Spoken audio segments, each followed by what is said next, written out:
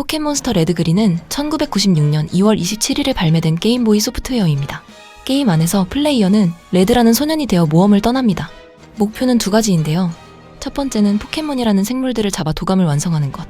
두 번째는 각 지역의 체육관을 돌며 배지를 모아 챔피언의 자리에 오르는 것. 당대의 다른 RPG 주인공들이 보여둔 거대한 서사에 비하면 좀 수수하죠. 하지만 소년의 모험기는 일본에서만 1023만 장, 전 세계 누적 3100만 장을 팔아치우며 세간을 발칵 뒤집었고 30년이 지난 지금에 이르러서도 사회현상을 일으키고 있습니다. 이게 어떻게 가능했던 걸까요? 모든 것은 한 청년에게서 시작되었습니다. 타지리 사토시. 어린 시절 도쿄 마치다시의 자연 속에서 곤충 채집에 빠져 살았던 타지리는 13세에 스페이스 인베이더를 접하며 비디오 게임에 푹 빠지게 됩니다. 누구보다 게임을 사랑하기 때문에 그 매력을 전하기 위한 공부를 했고 고등학생 때 신작 게임이나 공략법 등을 서술해 동인지를 출판합니다. 게임 프리크. 동인지라고는 믿을 수 없을 정도로 놀라운 완성도였죠. 입소문을 타더니 제비우스를 다룬 호에서는 1만 부가 팔렸습니다. 훗날 포켓몬스터의 간판 디자이너가 되는 스기모리 켄도 신주쿠의 동인지 전문점에서 게임 프리크를 발견하고 깊은 인상을 받아 편지를 보냅니다. 한동안 타지리와 편지를 주고받던 그는 곧 게임 프리크의 사파를 그리게 되죠. 그렇게 하나둘 동료를 늘려가던 타지리는 이런 생각을 합니다. 게임을 만들고 싶다. 그는 본체를 분해해 구조를 독학하고 동료들과 함께 개발 도구를 만들어 1989년에 페미컴용 액션 퍼즐 게임 퀸티를 완성합니다. 퀸티는 좋은 평가를 받았고 타지리는 곧바로 다음 게임을 구상하기 시작합니다. 이때 떠오른 게 어린 시절의 기억이었습니다. 마치다시의 들판에서 곤충을 잡던 날들. 풀숲을 헤치면 벌레가 튀어나왔습니다. 돌밑을 뒤지면 또 다른 종이 숨어 있었죠. 잡을수록 더 찾고 싶어지고 새로운 걸 발견할 때마다 신비로웠습니다. 이 감각을 게임으로 만들면 어떨까? 타지리는 아이디어를 정리해 캡슐몬스터라는 기획안을 만들어냅니다. 그리고 이 기획안은 지인이었던 이시하라 츠네카즈를 통해 닌텐도에 전달되죠. 퀸티를 보고 타지리의 재능을 일찍이 알아봤던 미야모토 시게루는 가능성을 느낍니다. 이거 재밌겠는데? 미야모토는 자신의 스승이자 게임보이의 아버지인 요코이 군페이에게 타지리를 맡깁니다. 요시의 R 등을 개발하며 자금과 경험을 쌓은 타지리는 포켓몬스터 개발을 재개하지만 개발에 난항을 겪으며 자금은 바닥을 드러냈습니다. 어느 날은 프로그래머 전원이 한꺼번에 회사를 떠나기도 했죠. 그냥 이시하라 씨 회사랑 합병하는 게 나으려나? 하지만 10대 때부터 읽어온 게임 프리크라는 이름을 포기할 수는 없었습니다. 포기하지 않은 건 타지리뿐만이 아니었습니다. 음악 담당이었던 마스다 주니치는 프로그래밍을 독학해가며 작업을 이어갔고 스기모리 켄은 4명뿐이었던 디자이너들을 지휘해 매력적인 포켓몬들을 탄생시켰습니다. 프로듀서인 이시하라 츠네카즈 또한 개발 후반부까지 아이디어를 내놓으며 게임의 깊이를 더했죠. 미야모토는 경영진을 설득했습니다.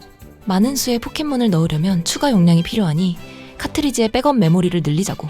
이 프로젝트에 올인합시다. 별거 아닌 것으로 보일 수도 있지만 당시 추가 메모리용 하드웨어 부품은 상당히 비쌌다고 합니다. 거장인 미야모토가 나서주지 않았다면 적지 않은 수의 포켓몬들이 잘려나갔겠죠. 그렇게 모두의 노력이 이어지며 개발은 어느덧 막바지에 접어들었고 타지리가 미야모토에게 말합니다. 이 게임으로 마리오를 넘고 싶습니다.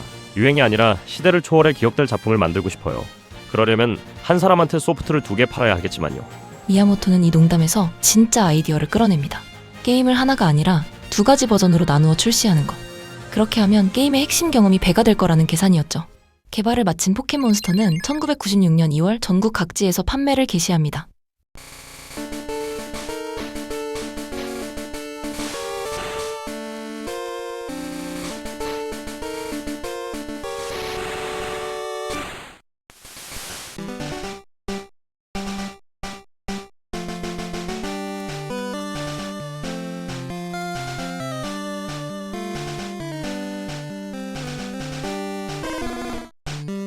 게임을 켜면 태초마을이라는 작은 마을에서 시작합니다. 오늘은 레드가 모험을 떠나는 날. 집을 떠나 오박사의 연구소에 들어가면 테이블 위에 몬스터볼 3개가 놓여 있어요. 파이리, 꼬부기, 이상해씨. 맘에 드는 포켓몬을 고르면 라이벌 그린이 나타나서 남은 것 중 하나를 가져갑니다.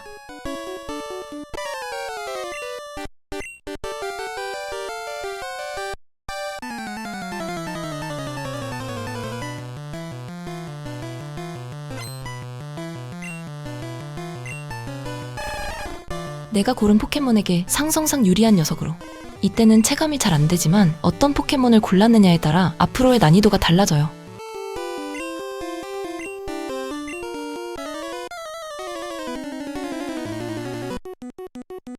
첫 번째 관장웅은 바위 타입을 사용합니다. 꼬북이나 이상희 씨를 골랐다면 비교적 편하게 넘어갈 수 있지만 파이리를 골랐다면 이야기가 달라지죠. 불꽃 기술은 잘 먹히지 않고 바위 타입은 노말 기술에도 강합니다. 그런데 두 번째 관장 이슬도 물 타입입니다. 거기에 아쿠스타의 거품 광선은 이상할 정도로 아프기에 파이리로 시작한 플레이어는 여기서 또 한 번 벽을 느끼게 됩니다.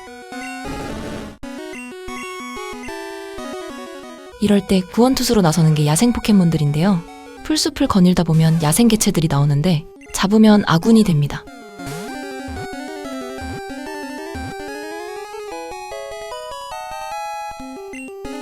즉 포켓몬을 잡는 행위는 수집이면서 모험을 위한 전략이기도 했습니다. 그래서 플레이어는 계속 풀숲을 뒤지게 됩니다. 이번엔 뭐가 나올까? 얘는 어떤 기술을 배울까? 도감에는 뭐라고 적혀 있을까? 이 시점에서 충분히 재밌지만 포켓몬스터는 여기서 한 발자국 더 나아갑니다. 현실의 사람이 개입하는 커뮤니케이션 요소를 넣은 거죠. 버전마다 등장하는 포켓몬이 다르기 때문에 도감을 완성하려면 다른 버전을 가진 친구와 교환해야 합니다. 후딘이나 괴력몬 같은 포켓몬은 아예 교환을 해야만 진화하고요.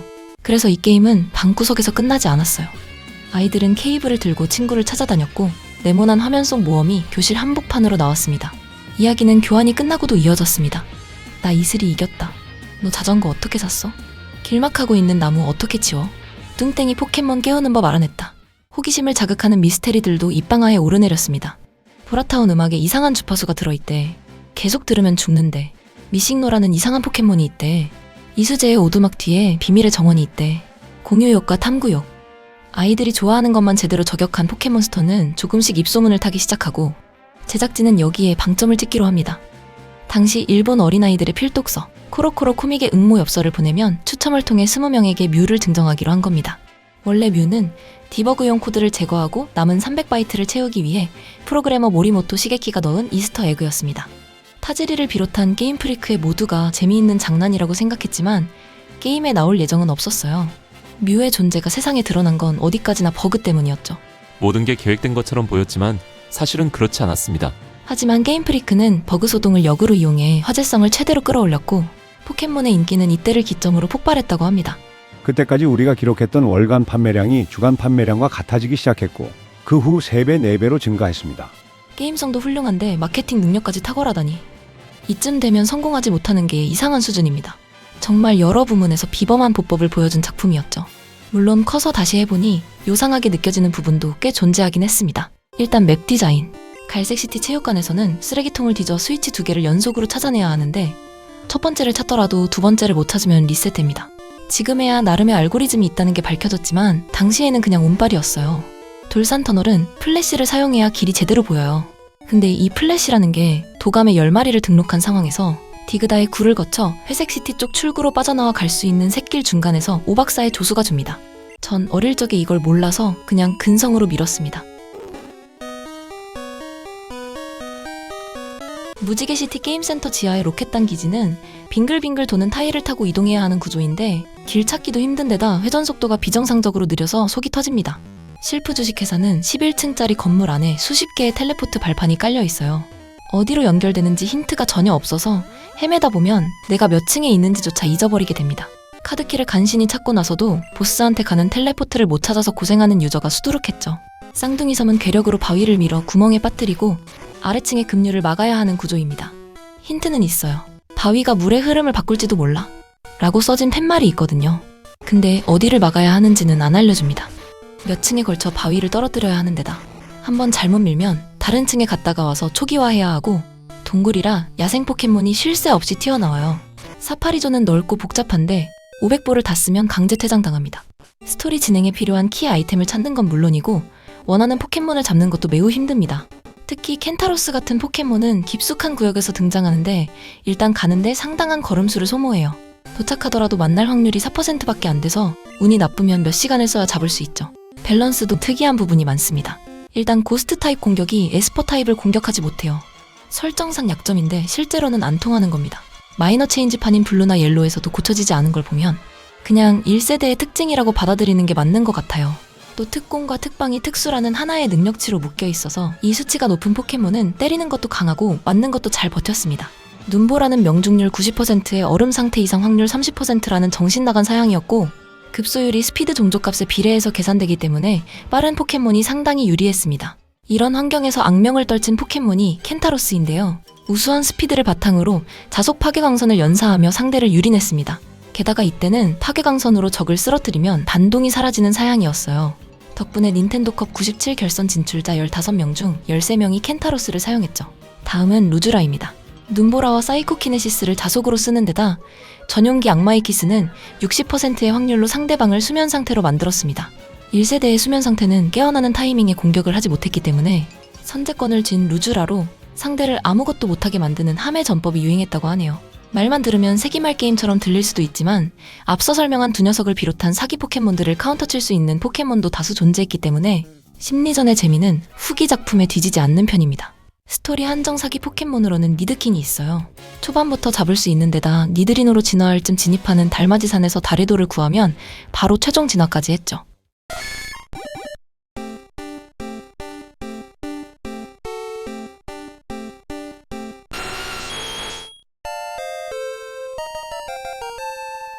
기술폭도 매우 넓어서 10만 볼트, 지진, 눈보라, 불대문자, 심지어 역상성인 파도타기나 거품광선까지 배웠습니다. 뿔드릴과 땅가르기 같은 일격기를 가르친 후 잘 맞추기를 사용하면 사천왕을 상대로 무쌍을 찍을 수도 있었고요. 전설 포켓몬도 지금과는 느낌이 많이 달랐습니다. 타이틀 전설이라는 개념 자체가 없었기 때문에 스토리에 관여하는 전설이 없어요. 그나마 썬더나 프리저는 전용 던전이라도 있는데 파이어는 챔피언로드 한가운데 둥지를 틀고 있는 비참한 모습을 보여주죠. 굳이 메인 전설을 꼽아보라면 뮤츠 정도? 홍련섬 포켓몬 저택에서 발견되는 섬뜩한 연구일기가 빌드업을 해주고 엔딩 이후 블루시티 동굴 최신부에서 만나게 됩니다. 레벨도 매우 높아서 초등학생들에게는 충분히 위압적이었어요. 여하튼 1세대는 최신작 유저들에게는 낯설게 느껴질 부분이 많습니다. 나쁘다는 의미는 아닙니다. 현재의 포켓몬과 다른 파격성을 즐길 수 있는 작품이라는 의미기도 하니까요.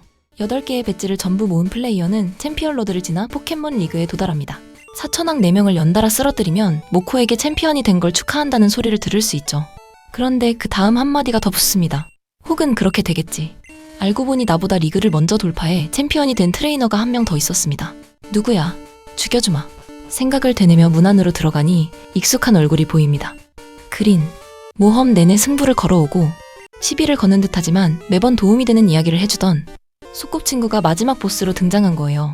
같은 시간 마을을 떠나 다른 과정을 거쳐온 두 소년의 모험이 맞부딪히는 순간입니다.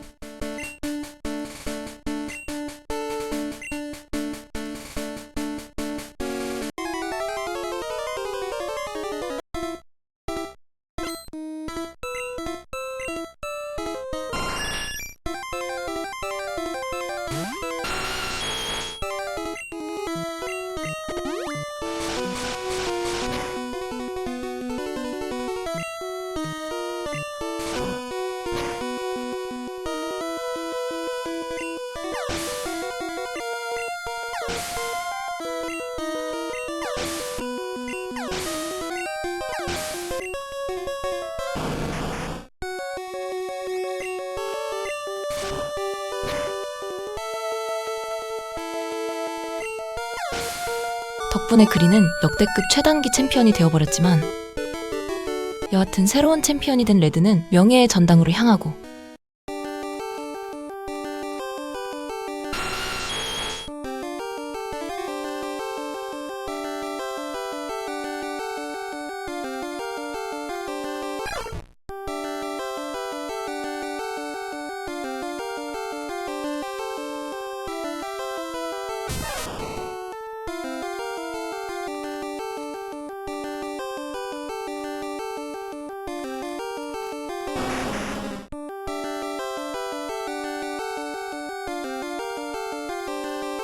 울려 퍼지는 팡파레 속에서 저는 묘하게 벅차올랐습니다. 아직 육아를 해본 적은 없지만 내 새끼가 대학에 입학하는 걸 보면 이런 기분이겠구나 싶었어요. 동료를 넘어 가족처럼 느껴지는 존재. 30년 동안 포켓몬이 이어져 올 수 있었던 건 이런 기분을 느끼게 만드는데 성공했기 때문이 아닐까요?